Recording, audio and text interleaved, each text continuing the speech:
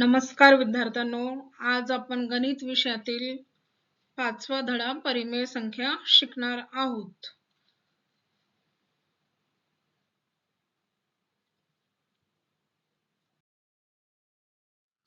तर परिमेय संख्या म्हणजे काय असते? तर परिमेय संख्या म्हणजे अशा संख्या ज्या p आणि q च्या स्वरूपात आपण लिहू शकतो. जिथं p आणि q पूर्णांक असतील पण q हा शून्य नसावा. जसे त्याचे एक्झाम्पल दिले आहेत. ही त्याची कंडिशन आहे, p आणि q हा शून्य नसावा. जसं एक्झाम्पल -5/7, 0, 4, 2/3 ऑलरेडी p/q च्या फॉर्म मध्ये आहे. -5/7 ते पण p/q च्या फॉर्म मध्ये. 0 तर शून्याला आपण 0/1, 0/100 असं किती पण लिहू शकतो. आणि जसं 4 का बरं आहे, तर 4 ला आपण 4/1 असं लिहू शकतो.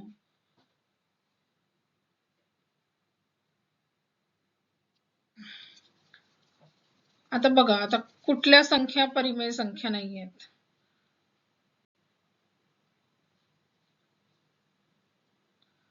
तर जसं हे √2 दिलंय आपण, हे √2 म्हणजे वर्गमुळात 2. हा काय पूर्ण वर्ग नाही आहे.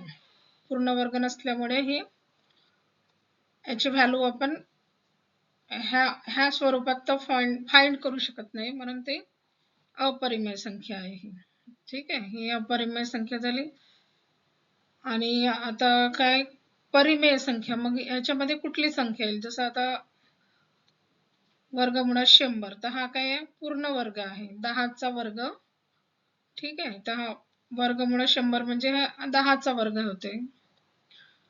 तर म्हणजेच √100 म्हणजे किती झाले? 10 झाले.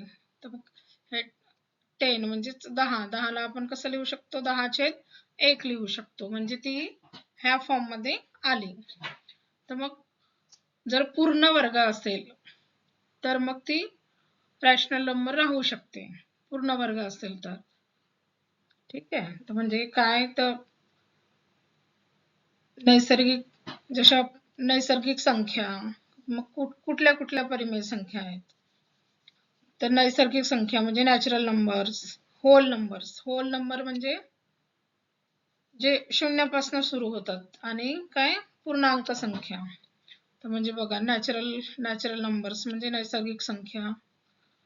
ठीक आहे, नॅचरल नंबर्स.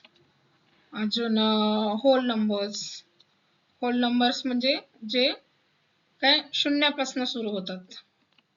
ठीक आहे, आणि पूर्णांक संख्या, धनपूर्णांक, ऋणपूर्णांक म्हणजे इंटिजर. त्या पूर्णांक संख्या कोणत्या? जे आपण संख्या रेषेवर दाखवतो ना, पूर्णांक संख्या. ही झाली संख्या रेषा तुमची. हा झाला 0. इकडे ज्या येतील त्या पॉझिटिव्ह. ठीक आहे, +1, +2 झाला उजव्या साईडला, आणि डाव्या साईडला येतील त्या निगेटिव्ह. त्या निगेटिव्ह पूर्णांक संख्या झाल्या, म्हणजे ऋणपूर्णांक संख्या, आणि उजव्या साईडला धनपूर्णांक संख्या. तर ह्या पण परिमेय संख्या झाल्या. ठीक आहे, आणि हे नॅचरल नंबर्स म्हणजे नैसर्गिक संख्या, त्या पण पूर्णांक संख्या झाल्या. होल नंबर्स, त्या पण पूर्णांक संख्या झाल्या. आणि जे पूर्ण, जसं हे 100 √100 म्हणजे हे 10, तर पूर्ण वर्ग जे असते ते पण झालं.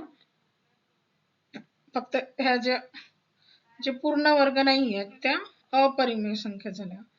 ठीक आहे, तर आपल्याला याच्यातलं फरक समजला असेल. अजून अपूर्णांक तर ऑलरेडी त्याच फॉर्म मध्ये असतात.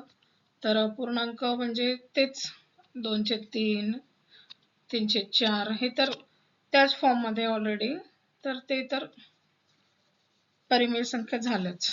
ठीक आहे, आता आपण पुढे बघू.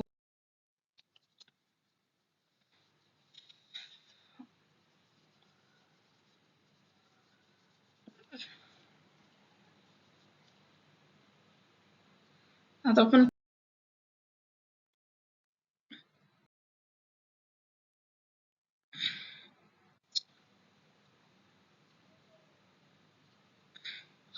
आपण हे एक एक्झाम्पल सोपं एक्झाम्पल घेतलंय 3/4 भागीला 5/6.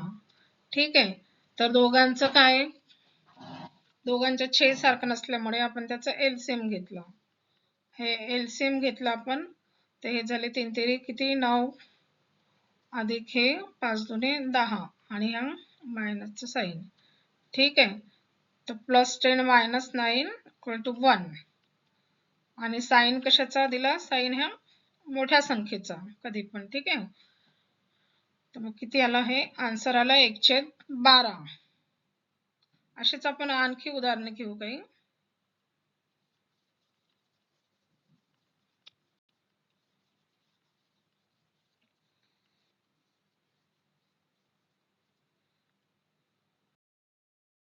आता आपण समरी बघूया. तर समरी काय काय शिकलो आपण, तर परिमेय संख्या कुठल्या आहेत आणि अपरिमेय संख्या कुठल्या आहेत ते शिकलो.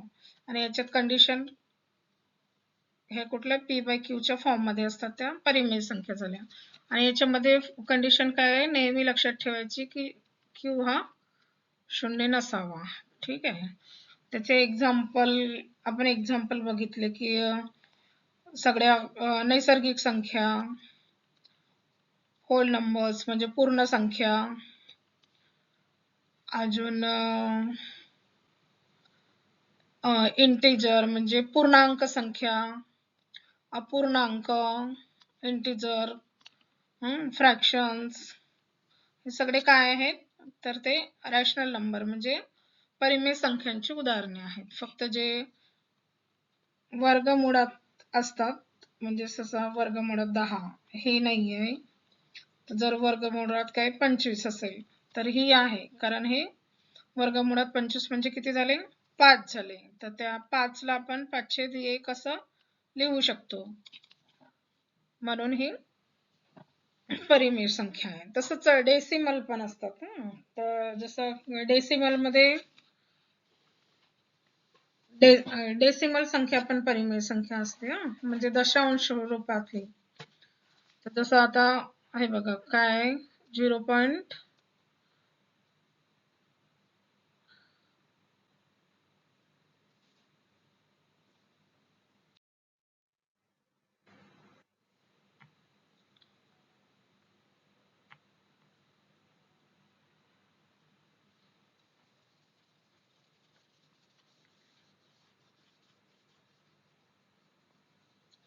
तर डेसिमल संख्या पण परिमेय संख्येमध्येच येतात बरं. तर जसं आपण लिहू, फॉर एक्झाम्पल काय 0.5. तर 0.5 ला कसं लिहू शकतो आपण, हा इकडे डेसिमलच्या नंतर एक अंक आहे म्हणून काय झालं हे, म्हणून 10 घ्यायचं म्हणजे हा 10 असं. आता जसं 0. किती आहे 3 घेऊ, तर मग याचं किती झालं, हे 33 झाले डिवायडेड बाय हे 100 झाले. ठीक आहे. म्हणजे हे डेसिमलच्या नंतर इकडे 2 पॉइंट म्हणून इकडे 2 शून्य असं घ्यायचं असतं ते. तर म्हणजे हे डेसिमल नंबर्स म्हणजे दशांश रूपातले ते पण परिमेय संख्याच असतात.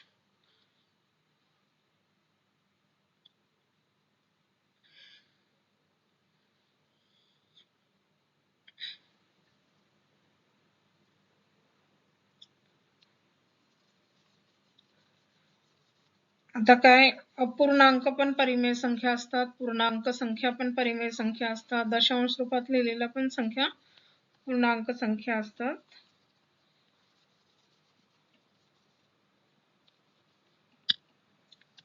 आपल्याला एक आता काय नंबर लाईन बघायची आहे. ही झाली नंबर लाईन. तर नंबर लाईन वरती इथं 0 असतो आणि इकडे उजव्या साईडला पॉझिटिव्ह संख्या असतात, म्हणजे हे पॉझिटिव्ह इंटिजर. ठीक आहे. आणि इकडे डाव्या बाजूला निगेटिव्ह म्हणजे निगेटिव्ह पूर्णांक, निगेटिव्ह इंटिजर. ठीक आहे. तर आपल्याला दोन संख्यांच्या मध्ये, दोन परिमेय संख्यांच्या मध्ये असंख्य संख्या राहू शकतात, असंख्य परिमेय संख्या राहू शकतात. ठीक आहे. इथं असंख्य परिमेय संख्या राहतात दोन परिमेय संख्यांच्या मध्ये. ठीक आहे.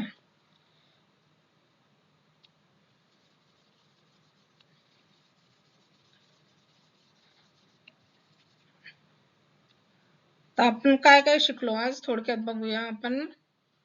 परिमेय संख्या कशाच्या फॉर्म मध्ये असते, तर p/q च्या फॉर्म मध्ये असते आणि त्याची कंडिशन असते की q हा 0 नसावा. मग आपण त्याचे एक्झाम्पल बघितले आणि नंतर प्रॉपर्टी. आपण एक प्रॉपर्टी बघितली क्लोजर प्रॉपर्टी. क्लोजर प्रॉपर्टी मध्ये जर त्यांची बेरीज केली तर आन्सर म्हणजे परिमेय संख्याच येते. जर बेरीज केली, ऍडिशन केला दोन परिमेय संख्यांचं, तर त्यांचं आन्सर हे परिमेय संख्याच येते फॉर एक्झाम्पल. ठीक आहे. जर वजाबाकी केली तर त्यांचा आन्सर पण परिमेय संख्याच येते. गुणाकार केला तर गुणाकारच म्हणजे परिमेय संख्याच येते आणि भागाकार केला तरी भागाकारामध्ये पण तीच परिमेय संख्या येते. ठीक आहे. म्हणजे ही क्लोजर प्रॉपर्टी आहे. ऍक्च्युली याच्या पुढच्या प्रॉपर्टी तुम्हाला नाही आहेत 8व्या वर्गामध्ये. ठीक आहे. तर काही आपण एक्झाम्पल घेऊया त्याचे. एक दोन मी तुम्हाला एक्झाम्पल सॉल्व्ह करून देते, मग नंतर आपण सराव संचामध्ये सॉल्व्ह करू. For example 1/7 - 3/4. आता बघा यांचे काय छेद सारखे नाहीये म्हणून आपण यांचं एलसीएम घेऊ किंवा तिरपा गुणाकार करू. तर हे काय झालं, हे 4 × 4 हे 7×3 21. ठीक आहे. हे 7×4 28. हे किती झाले 21 आणि हे किती झाले 17. आणि हा चिन्ह कधी पण मोठ्या संख्येचा द्यायचा, म्हणजे हा मोठी संख्या 21 म्हणून हा निगेटिव्हचा साइन आला. आणि हे झाले 28 म्हणजे याचा आन्सर आला -17/28. ठीक आहे. ते -17/28. ठीक आहे. तर ही पण काय आहे, हे पण रॅशनल नंबरच आहे म्हणून आपण त्याची वजाबाकी करू शकतो, त्याची बेरीज करू शकतो, त्याचा गुणाकार करू शकतो. आता एक गुणाकाराचं उदाहरण घेऊया. ठीक आहे. यालाच करू आपण. ओके. गुणाकारामध्ये अंशाचा गुणाकार आणि छेदाचा गुणाकार होते. त्याच्यामध्ये काही हे डिनॉमिनेटर सेम करायची आवश्यकता नसते. तर मग आपण आता याचा गुणाकार करूया. तर याचं काय होईल, न्यूमरेटर म्हणजे अंशाचा गुणाकार. तर 1 × 3 हे झाले 3 आणि हे 7×4 किती 28. ठीक आहे. ओके.